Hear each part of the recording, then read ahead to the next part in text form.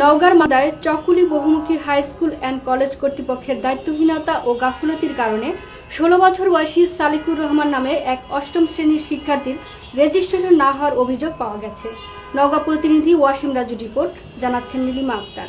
গত ২৭শে মার্চ রবিবার উপজেলা নির্বাহী কর্মকর্তা, উপজেলা মাধ্যমিক শিক্ষা কর্মকর্তা বরাবর একটি লিখিত অভিযোগ দিয়েছে শিক্ষার্থীর বাবা আব্দুস সালাম। ক্লাস 8 আমি নিয়মিত ক্লাস করছি, 9 উঠছি, পরীক্ষা দিছি।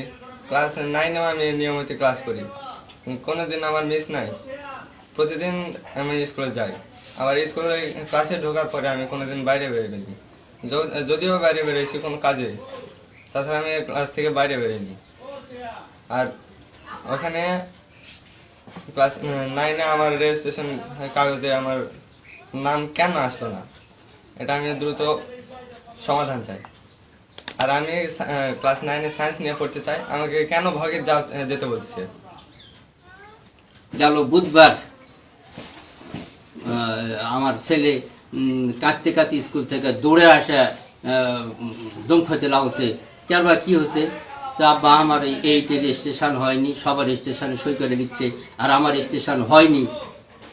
তখন আমার খুব হয়ে গেল। তখন ছেলের তো কোনোরকম সান্ত্বনা দিয়া তখন আমরা দুই মানুষই স্কুলে গেলাম। সেখানে হেডমাস্টার বাদেশ ছিল, কেরানি, তারপরে সে অ্যাসিস্ট্যান্ট হেডমাস্টার ছিল, খায়রুল ছিল, কলেজের একজন প্রফেসর ছিল, সবাই ছিল। তার সামনে আমি জিজ্ঞাসা করতেই আমাকে ভালো প্রশ্নের উত্তর না দিয়ে তখন বলতেছি আপনার ছেলেকে ভকেশনারে ভর্তি করেন, ভকেশনারে ভর্তি করেন। কে বলতেছে এটা? হেডমাস্টার।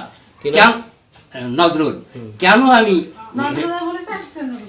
আমি ভকেশনারে ভর্তি করব? আমার ছেলে সায়েন্স পড়বে, আর আপনি বলতেছেন যে ভকেশনারে ভর্তি করা লাগবে, আর ভকেশনারে ভর্তি করব। আমার ছেলের এইটের নাকি রেজিস্ট্রেশনই হয়নি, কিভাবে সে ক্লাস করলো, কিভাবে সে তার নাম প্রেজেন্ট হয়, কিভাবে তার সেই আবার বলতেছে যে এইটি আবার থাকো।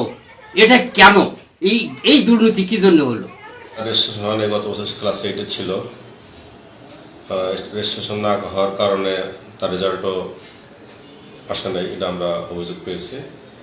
এটা আমরা তদন্ত দেখবো যে আসলে ঘটনাটা কি হয়েছে, দেখে বিধি মোতাবেক যেটা হয় সেটা আমরা ব্যবস্থা নেব।